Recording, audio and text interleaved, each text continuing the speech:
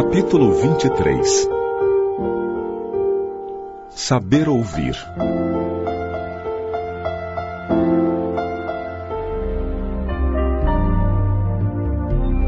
Intimamente lamentei a interrupção da palestra. Os esclarecimentos da senhora Laura fortaleciam meu coração. Lísias entrou em casa visivelmente satisfeito. "Olá, ainda não se recolheu?" perguntou sorridente. E enquanto os jovens se despediam, convidava-me solícito. "Venha ao jardim, pois ainda não viu o luar destes sítios." A dona da casa entrava em conversação com as filhas, enquanto, acompanhando Lísias, fui aos canteiros em flor. O espetáculo apresentava-se soberbo. Habituado à reclusão hospitalar entre grandes árvores, ainda não conhecia o quadro maravilhoso que a noite clara apresentava ali, nos vastos quarteirões do Ministério do Auxílio. Glicínias de prodigiosa beleza enfeitavam a paisagem. Lírios de neve, matizados de ligeiro azul ao fundo do cálice, pareciam taças de caricioso aroma. Respirei a longos haustos, sentindo que ondas de energia nova me penetravam o ser. Ao longe, as torres da governadoria mostravam belos efeitos de luz. Deslumbrado, não conseguia emitir impressões. Esforçando-me para exteriorizar a admiração que me invadia a alma, falei comovidamente. Nunca presenciei tamanha paz. Que noite! O companheiro sorriu e acentuou. Há compromisso entre todos os habitantes equilibrados da colônia, no sentido de não se emitirem pensamentos contrários ao bem. Dessarte, o esforço da maioria se transforma numa prece quase perene. Daí nascerem as vibrações de paz que observamos. Após enlevar-me na contemplação do quadro prodigioso, como se estivesse bebendo a luz e a calma da noite, voltamos ao interior, onde Lísia se aproximou de pequeno aparelho postado na sala, à maneira de nossos receptores radiofônicos. Aguçou-se-me a curiosidade. Que iríamos ouvir? Mensagens da Terra? Vindo ao encontro de minhas interrogações íntimas, o amigo esclareceu. Não ouviremos vozes do planeta. Nossas transmissões baseiam-se em forças vibratórias mais sutis que as da esfera da crosta. Mas não há recurso, indaguei, para recolher as emissões terrestres? Sem dúvida que temos elementos para fazê-lo em todos os ministérios. Entretanto, no ambiente doméstico, o problema de nossa atualidade é essencial. A programação do serviço necessário às notas da espiritualidade superior e os ensinamentos elevados vivem agora para nós outros muito acima de qualquer cogitação terrestre. A observação era justa, mas, habituado ao apego doméstico, inquiri de pronto. Será tanto assim? E os parentes que ficaram à distância? Nossos pais, nossos filhos? Já esperava essa pergunta. Nos círculos terrestres, somos levados muitas vezes a viciar as situações. A hipertrofia do sentimento é mal comum de quase todos nós. Somos por lá velhos prisioneiros da condição exclusivista. Em família, isolamo-nos frequentemente no cadinho do sangue e esquecemos o resto das obrigações. Vivemos distraídos dos verdadeiros princípios de fraternidade. Ensinamo-los a todo mundo, mas em geral, chegado o momento do testemunho, somos solidários apenas com os nossos.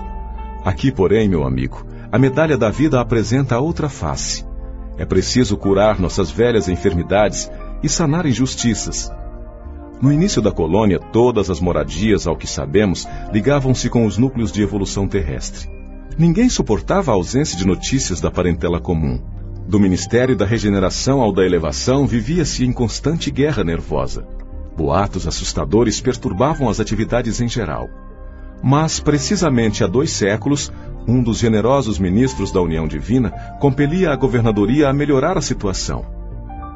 O ex-governador era talvez demasiadamente tolerante. A bondade desviada provoca indisciplinas e quedas. E de quando em quando as notícias dos afeiçoados terrestres punham muitas famílias em polvorosa. Os desastres coletivos no mundo, quando interessassem algumas entidades em nosso lar, eram aqui verdadeiras calamidades públicas. Segundo nosso arquivo, a cidade era mais um departamento do umbral que propriamente zona de refazimento e instrução. Amparado pela União Divina, o governador proibiu o intercâmbio generalizado. Houve luta, mas o ministro generoso que incrementou a medida valeu-se do ensinamento de Jesus, que manda os mortos enterrarem seus mortos, e a inovação se tornou vitoriosa em pouco tempo. Entretanto, objetei: Seria interessante colher notícias dos nossos amados em trânsito na Terra. Não daria isso mais tranquilidade à alma? Lísias, que permanecia junto ao receptor sem ligá-lo, como interessado em me fornecer explicações mais amplas, acrescentou: observe a si mesmo a fim de ver se valeria a pena. Está preparado, por exemplo, para manter a precisa serenidade, esperando com fé e agindo com os preceitos divinos, em sabendo que um filho de seu coração está caluniado ou caluniando? Se alguém o informasse agora de que um dos seus irmãos consanguíneos foi hoje encarcerado como criminoso, teria bastante força para conservar-se tranquilo? Sorri desapontado. Não devemos procurar notícias dos planos inferiores, prosseguiu solícito, senão para levar auxílios justos. Convenhamos, porém, que a criatura alguma auxiliará com justiça, experimentando desequilíbrios do sentimento e do raciocínio. Por isso, é indispensável a preparação conveniente antes de novos contactos com os parentes terrenos. Se eles oferecessem campo adequado ao amor espiritual, o intercâmbio seria desejável.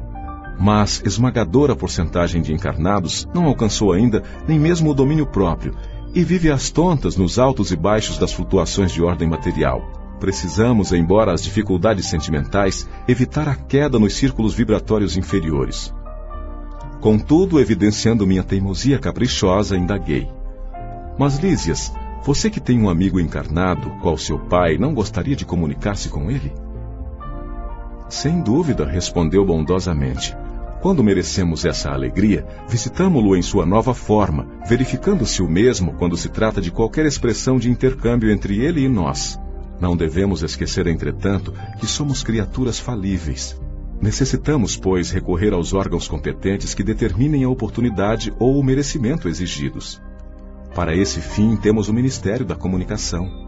Acresce notar que da esfera superior é possível descer à inferior com mais facilidade. Existem, contudo, certas leis que mandam compreender devidamente os que se encontram nas zonas mais baixas. É tão importante saber falar como saber ouvir. Nosso lar vivia em perturbações porque, não sabendo ouvir, não podia auxiliar com êxito e a colônia transformava-se frequentemente em campo de confusão. Calei-me vencido pelo argumento ponderoso. E enquanto me conservava em silêncio, o enfermeiro amigo abriu o controle de recepção sob meus olhos curiosos.